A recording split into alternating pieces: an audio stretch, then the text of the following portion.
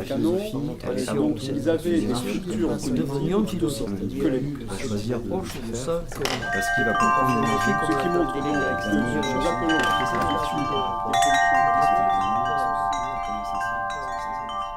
Mais la philosophie, elle est avant tout une démarche individuelle que un individu va choisir de faire parce qu'il va comprendre l'enjeu d'amener une réflexion, de qualifier sa réflexion par rapport à son environnement, à son vécu, à comment il s'insère dans la société.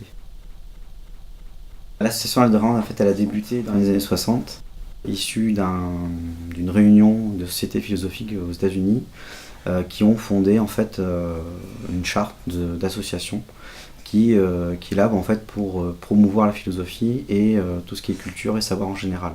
Le constat était suivant, c'est qu'en fait la philosophie était réservée à un domaine plutôt élitiste, faculté, université, alors que l'histoire de la philosophie enseigne que la philosophie c'est quelque chose qui est pratiqué dans un quotidien, quelque chose de très pratique en fait. Nous ne faisons pas de philosophie en tant qu'histoire de la philosophie, mais le but de l'association, c'est que nous, par notre démarche, nous devenions philosophes. L'objectif, c'est de construire posément et calmement quelque chose qui soit viable sur plusieurs années. C'est ce qu'on a démontré avec le fait qu'on ne dépend pas de subventions. On vit en fait avec uniquement les cotisations des bénévoles. L'association fonctionne sur ses fonds propres et donc la totalité de ce qui doit être fait au sein de l'association doit être assumé par les bénévoles puisque financièrement nous ne serions pas en mesure de fonctionner autrement. Au sein de l'association, il y a un principe, à savoir qu'à partir du moment où on commence à aborder un certain niveau de cours dans l'association, on nous demande, ce qui est tout à fait normal, d'être investi au sein de l'association. C'est ce pour quoi on s'engage, ce pourquoi on vient ici, qui, je dirais, demande de notre part un engagement au niveau du bénévolat, qui fait partie finalement de notre démarche.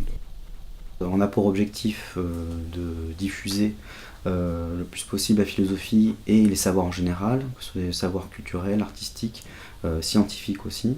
Et donc on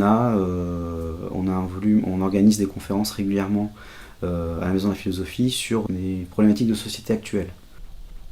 Le nom que l'on a, c'est quand même Université populaire de philosophie, c'est un des noms de l'association.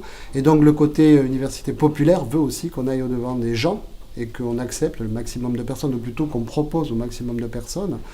Dans le mot populaire, ce n'est pas du tout péjoratif, c'est vraiment au sens où on souhaite qu'il y ait le maximum de personnes qui puissent accéder. On va vous proposer beaucoup de possibilités, beaucoup de choix dans plein de sujets. Nous sommes les seuls à Toulouse à proposer un café philo. Je veux dire, si le café philo ne vous convient pas, nous avons des cours de grec ancien. Si c'est pas ça, on peut avoir des cours d'histoire de la philosophie ou des conférences sur l'astrophysique. Si je peux ajouter quelque chose, c'est venez nous voir le plus nombreux possible. L'éventail de ce que l'on peut vous proposer est tellement large que tout le monde va trouver quelque part ce qui va lui convenir.